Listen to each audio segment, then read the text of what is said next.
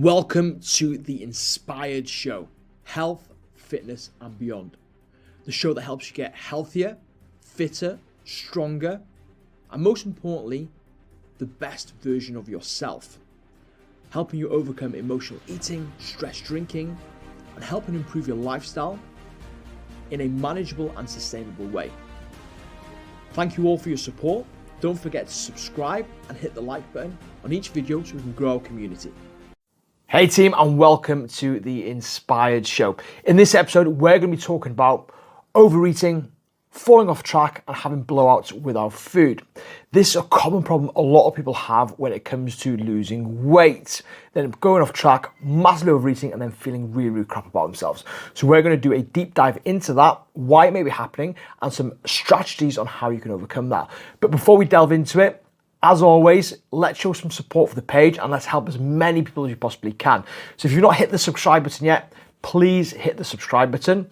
If you find this episode helpful, give it a massive thumbs up. And any questions or thoughts you guys have got, please let me know in the comments as well. Your feedback is invaluable. Don't forget, you can also download my Get Started guide in the captions down below. It has everything you need to get started on your journey to becoming happier, healthier, and more confident. And all the links to all my social media pages are there as well. And we post on our social media every single day with a variety of content to keep you guys motivated and help you guys move forward in the right direction. But we're going to delve straight into it.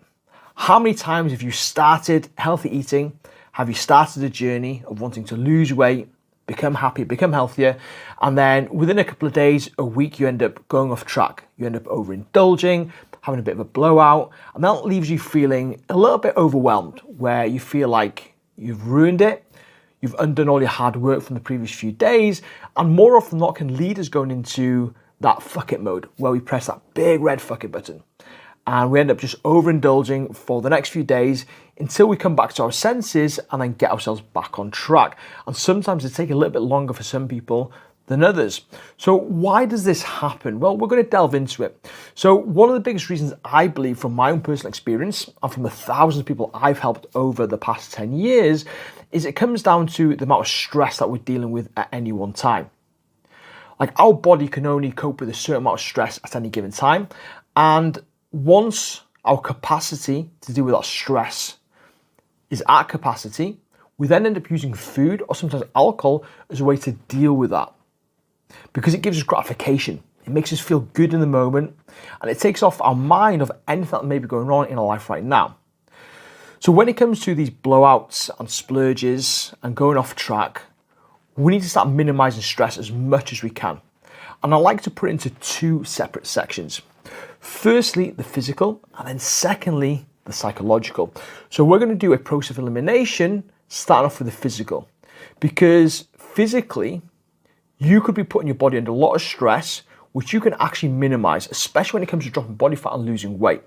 Now, when it comes to dropping body fat and losing weight, we must create a calorie deficit. That is one of the most important things that we need to create. However, where a lot of people go wrong is they end up creating too much of a calorie deficit. And a lot of people's thought processes are, if I create a bigger calorie deficit, I'm going to lose weight faster. And in theory, that is correct. The bigger the deficit you create, the more likelihood you're going to burn more body fat and lose weight faster. However, it's just not sustainable for a lot of people. And the reason being is when you create this big calorie deficit, what you're actually doing is you're creating a lot of stress on the body. So alongside that stress comes things like hunger, irritability, tiredness, you get hangry, and quite frankly, you're miserable on your journey. So you're creating yourself a lot of stress right now. So the first point of call, if you're having these blowouts and splurges and going off track more often than not, then just ensure you're eating enough calories, okay? Getting enough nutrition into your body, fueling your body. Remember, food is fuel, and it's so important that we are fueling our body. Now, if you don't know how many calories you should be consuming, go to the captions down below. There's a link to my free accountability group. Inside the accountability group, there is a video on exactly how to work out your calorie deficit specifically to you that isn't too aggressive and doesn't create too much stress. So that's the first point of call we need to look at. The second thing we need to look at is the quality of food. Now, whilst a calorie is a calorie and the calorie deficit determines fat loss and weight loss, calories, the quality of calories do matter. Because if you were just eating processed calories that are higher in calories, lower in volume, then guess what? Yes, you may be within your calorie target, but there's only so long you can maintain that, because it's not going to nourish you, it's not going to energize you, it's not going to fill you up, and quite frankly, it's going to leave you feeling like shit. So it's very important that at least 80 to 90% of the time, we're actually looking at nutrient-dense foods. Foods that are higher in volume, they're going to give us nourishment, provide us vitamins, minerals, fiber, higher in proteins, and give us all the goodness that we need to feel more energized, to feel more alert, to feel more satisfied. So these are things like your vegetables, your fruits, your whole grains, your proteins, and also your nutritious fats as well. And then thirdly, from the physical, we want to look at the hydration. A lot of people simply do not hydrate enough.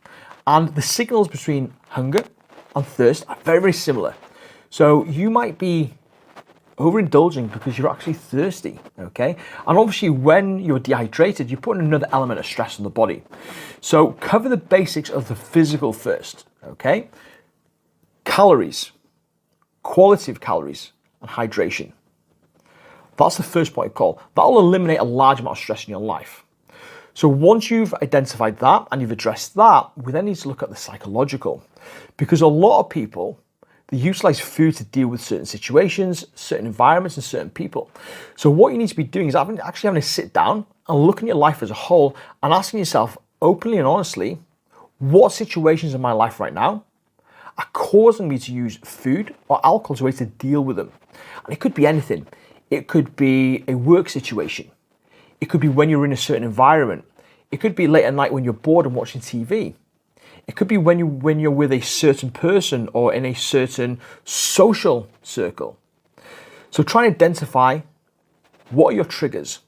Once you identify what your triggers are, what we then need to do is learn how to deal with these triggers better, deal with these situations more effectively. Now, can we eliminate them? If we can, absolutely amazing. So for example, if you've got a workplace stress at the moment, you'd speak to your line manager, speak to your colleagues, and look at if you can eliminate that situation. If you can eliminate it, brilliant. It's going to solve one of the biggest stresses in your life right now.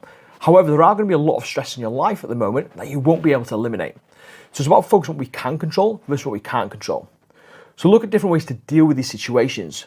Looking from a different point of view, handle them better in those situations. We then need to have different cope mechanisms to deal with it once we're out of that situation. Because more often than not, we might be in a stressful situation, but we might not use the food or alcohol as a way to deal with that until later on that day. So for example, if you've had a shitty day in work, you've come home, there's a mess in the house, that's winding you up, you've had a little bit of an argument with your partner, and then maybe a couple hours later, you're sitting down, bored watching telly, and you just had enough of this day, and you find yourself cracking open a bottle of wine, getting out the cheese and biscuits, and you're then using that as a cope mechanism. So what you actually want to be doing is developing a variety of different cope mechanisms that you can utilize as and when you need it. And these could be anything. And I recommend that you have a variety of different cope mechanisms to help you deal with certain situations, okay? So for example, if boredom is an issue for you, making sure you're planning things in your evenings or during the times you're bored to keep your mind occupied. This could be meeting up with some friends, it could be a pamper evening, it could be a self-care night, it could be taking up a hobby, it could be anything, okay? During stressful situations in work, instead of going to the staff room and overindulging on biscuits and setting you off on the wrong foot for the rest of the day, it might be kind of going to get out, get some fresh air, taking a couple of deep breaths, a bit of mindfulness to kind of get your thoughts back together and get you back on track. It could be with certain situations, certain people. So that might require you to put in some better boundaries, build up those boundaries, communicate more effectively with these people and in these situations on the reasons why you're putting these boundaries in and how it's going to help you become a better version of yourself. And if you do this, manage the physical, identify the psychological, deal with situations better, have better coping mechanisms, you'll find a massive decrease in the amount of times you go off track and have a splurge and a blowout. Now, don't get me wrong, you still might have these from time to time once you develop these techniques. And when it does happen, it's just reminding yourself that one day of overconsumption isn't going to ruin your journey. Just as one day of being on track isn't going to make your journey. And it's about showing yourself some empathy, a bit of self-love, understanding, but most importantly, wiping the slate clean and getting back into normality as quick as you can. Because more often than not, it's not the splurge or the blowout that's going to be the issue, it's the continuation of that. But hopefully these tips and strategies have brought more awareness for you today, and it'll help you moving forward in your journey as well. If you found it helpful, again, hit that subscribe button. It just means we can help more people. Hit the like button and then let me know any thoughts and comments in the comment section below. Until next week, have an absolutely amazing week, and I'll speak to you very soon.